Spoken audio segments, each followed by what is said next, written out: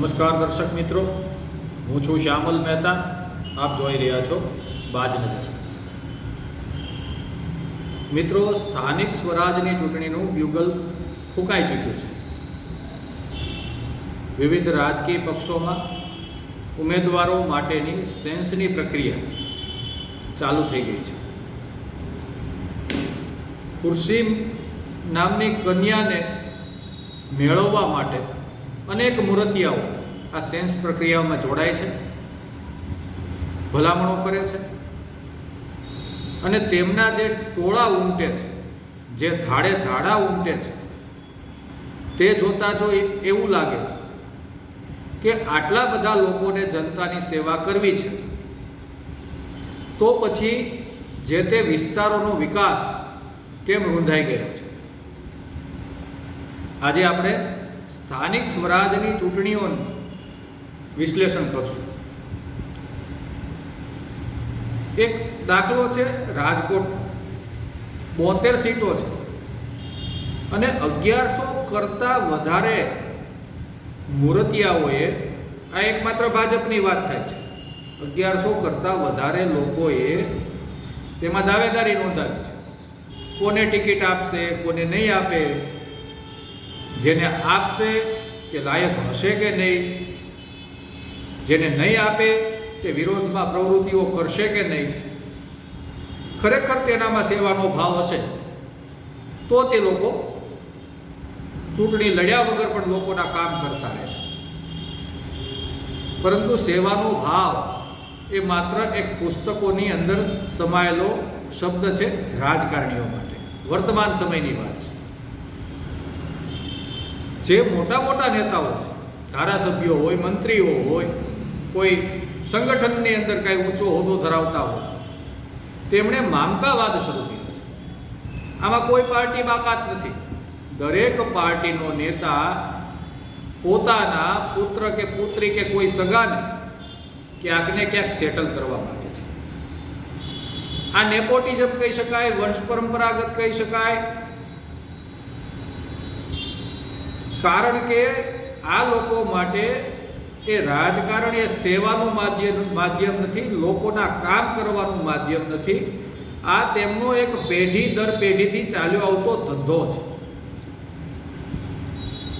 આ ધંધાની અંદર ટકી રહેવા માટે તેઓ એડી ચોટીનું જોર લગાવે છે. કોઈ મોટો નેતા હોય તેઓ તેમના દીકરા કે દીકરીને નગરપાલિકા કે મહાનગરપાલિકા શું કામ લડાવવા માંગે, પોતાના સગાને શું કામ લડાવવા માંગે? તેઓ પોતે તો એક સેવા કરે જ છે, પરંતુ આ સેવાના નામે મેવા ખાવાની એક પ્રક્રિયા છે. તેનું એક તાદ્રશ્ય ઉદાહરણ આપણને જોવા મળે છે. દરેક પાર્ટી તેમની સેન્સ પ્રક્રિયામાં તમે જુઓ, વિચારધારાના નામે ગોઠવાઈ જાય. જો ટિકિટ ના મળે તો બીજી પાર્ટીમાં તાત્કાલિક વિચારધારા પરિવર્તિત થઈ અને ત્યાં બેસી જાય. રાજકીય પાર્ટીઓ પણ આવી જ હોય છે. તેમને પણ કોઈ વિચારધારા સાથે કશી જ લેના દેના હોતી.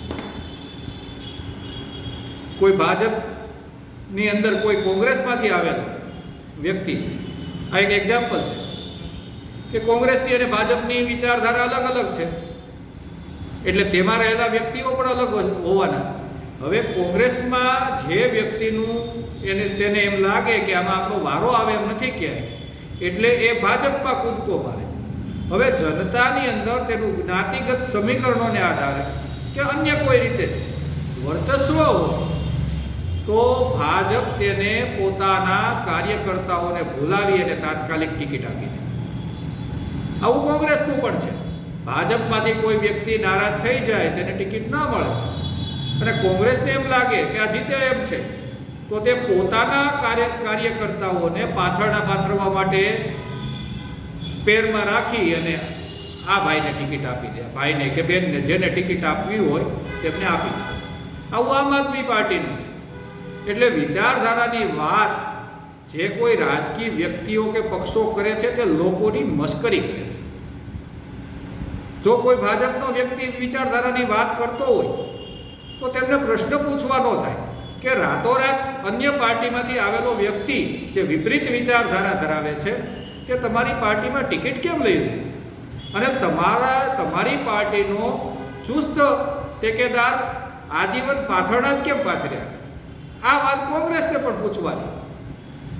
જો તમે ભાજપને સાંપ્રદાયિક કહો છો તો ભાજપમાંથી આવેલો કોઈ વ્યક્તિ રાતોરાત તમારા માટે સોનાનો કેમ થઈ જાય છે? આમ આદમી પાર્ટી માટે પણ આ છે કે તમે ભાજપ અને કોંગ્રેસ બંનેને ભાંડો છો, પરંતુ તેનો કોઈ વ્યક્તિ તમારામાં આવે અને જીતે તેવી ક્ષમતા હોય તો તમે તેમનું સ્વાગત કરવા માટે તલપાપડ થઈ જાઓ છો. એટલે આ બધી વિચારધારાવાળી વાતો કે સેવાવાળી વાતો એ બધી વાતો જ છે, તેમાં કશું છે.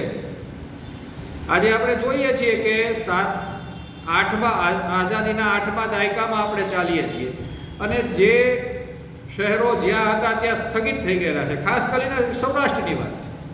મોટા શહેરોનો વિકાસ થયો છે, અમદાવાદ, વડોદરા, સુરત જેવા શહેરોનો વિકાસ થયો છે, કારણ કે અહીંયાથી જનતા વિસ્થાપિત થઈને ત્યાં જતી રહી છે. અહીંયાથી હિજરતીઓ ધંધા રોજગારના કારણે, પૂરતી પ્રાથમિક સગવડતાઓના અભાવે, શિક્ષણના અભાવે તેઓ અહીંયાથી જતા રહ્યા છે અને ત્યાં તેમની વસ્તી ખૂબ જ કરોડોમાં આંકી શકાય તેવી વધી ગઈ છે અને અહીંયાના ગામડાઓ ભાંગીને ભૂકો થઈ ગયા છે. અમને યાદ છે 2-3 ગામની વચ્ચે એકાદી હાઈસ્કૂલ રહેતી, 12 ધોરણ સુધીના શિક્ષણ રહેતા, સાયન્સ પણ અહીંયા ભણાવવામાં આવતું, પરંતુ આજે તે બધું નામશેષ થઈ ગયું છે અને તેનું કારણ આ ગામડા ભાગ્યા, ગામડાથી મધ્યમ કદના શહેરો ભાગ્યા. તો ત્યાં સુધી આ બધા રાજકારણીઓ ક્યાં જતા રહે છે? અત્યારે ચૂંટણીઓ આવે એટલે મધ જેવી મીઠી વાતો કરશે, વિકાસના ગાણા ગાશે. જો તમે એટલો બધો વિકાસ કર્યો હોય તો આ હિજરત કેમ થઈ રહી છે? તો તેનું પહેલું કારણ રોજગારી નથી. રોજગારી શું કામ નથી? તો પાણી નથી. સૌરાષ્ટ્રના મોટા ભાગના વિસ્તારોમાં પાણી નથી. દિવંગત કેશુભાઈ પટેલે કલ્પસર નામની યોજનાનું સ્વપ્ન જોયેલું. રાજકારણીઓ મોઢામાં મગ ભરીને બેઠા છે, કોઈ દિવસ કોઈ કલ્પસરનું નામ નથી લેતું. સત્તા પક્ષ હોય કે વિપક્ષ હોય, જે કોઈ પક્ષ હોય, તેઓ કલ્પસર યોજનાને રીતસર ભૂલી ગયા છે. તે સૌરાષ્ટ્રને પાણી આપી શકે તેમ. પાણી આવે તો ખેતી મજબૂત થાય, ઉદ્યોગો આવે, પરંતુ તો લોકો સમૃદ્ધ થાય, જાગૃત થાય અને શિક્ષિત થાય, તો તમને મત ના આપે. એટલા માટે વંચિતોની યાદીમાં નાગરિકોને રાખવા તે જ એક મહત્વપૂર્ણ અભિગમ છે, જેના કારણે આ બધા અત્યારે નાટક ચાલી રહ્યા છે. વાતો કરશે, ખૂબ મોટી વાતો કરશે, પરંતુ જનતાએ તેમની વાતોમાં ભરમાયા વગર યોગ્ય ઉમેદવારને પસંદ કરવાનો છે. કોઈ ઉમેદવાર થોપી દીધેલો હોય, પાર્ટીને ગમતો હોય, લોકોને ન ગમતો હોય, તો લોકોએ તેને નકારવો પડશે. કારણ કે આપણે અગાઉ કહ્યું તેમ હવે વિચારધારાનું કોઈ મહત્વ જ નથી. શેની વિચારધારા? જે પાર્ટીમાં બેસો તેની વિચારધારા થઈ જાય છે. જે વાસણમાં પાણીને નાખો તે પાણી તે પ્રમાણેનું ગોઠવાઈ જાય. રાજકીય વ્યક્તિઓ પ્રવાહી માનસિકતા ધરાવતા હોય છે. આ એક કડવું સત્ય છે. કોઈ પણ રાજકીય વ્યક્તિ પ્રવાહી માનસિકતા ધરાવતા હોય છે. તેઓ જે પક્ષમાં મૂકો તેવા બીબામાં ફિટ થઈ જાય છે. તેમની કોઈ વિચારધારા જ હોતી નથી. જે હતી તે પહેલાંના રાજકારણીઓમાં હતી. અત્યારે કોઈનામાં પણ એકાદ ટકો કોઈ રહી ગયા હોય, પાથરવાવાળા વિચારધારાને વળગીને બેઠા હોય. બાકી તો તમામ લોકો કોઈ પણ પક્ષમાં સ્થિતિસ્થાપક અવસ્થામાં હોય છે એટલે ગોઠવાઈ જાય છે અને લોકોને સામે જે પક્ષમાં રહ્યા હોય, આજીવન રહ્યા હોય, તેને પણ ભાંડવા લાગે છે અને લોકોને ભરમાવે છે, ભ્રમની સ્થિતિ ઉત્પન્ન કરે છે. એટલે આપણે પણ સમજવું પડશે. જ્ઞાતિવાદ, જાતિવાદ, કોઈ પણ પ્રકારના વાદથી પ્રેરાયા વગર માત્ર યોગ્ય ઉમેદવાર, વિકાસવાદની પણ વાતો થશે, તે પણ ભ્રામક વાતો હશે, તેવું કશું થતું નથી. આટલા વર્ષોમાં દરેકનું શાસન આવી ગયું છે અને દરેકે જનતાને મૂર્ખની યાદીમાં મૂકી અને 5 વર્ષ પછી આવવાનું નક્કી કરી દે છે. એટલે આપણે પણ યોગ્ય ઉમેદવાર જે તમારા ફોન ઉપાડતો હોય, જેમનામાં સરકારી તંત્ર પાસેથી કામ લેવાની આવડત હોય, તે જનતાને વફાદાર હોય, તે જનતા માટે પોતાના પાર્ટીના હાઈકમાન્ડ સાથે પણ લડી શકતો હોય, સરકારી તંત્ર સાથે પણ લડી શકતો હોય, તે પોતાના અંગત સ્વાર્થથી પોતાને પાર્ટીથી ડરતો હોય તેવા ઉમેદવારને આપણે બિલકુલ ના ચૂંટવો જોઈએ. એટલે હવે આ સ્થાનિક સ્વરાજની ચૂંટણીઓ આવી ગઈ છે અને આપણે ખૂબ કાળજીપૂર્વક યોગ્ય ઉમેદવારોને ચૂંટીએ અને તેમને જે તે સ્થાને મોકલીએ. કારણ કે ઉમેદવાર તો મજબૂત જોશે, નહીં તો આ લોકો તેમને દબાવી દેશે અને બેકસીટ ડ્રાઇવિંગ કરશે, જેનું નુકસાન આપણને થાય.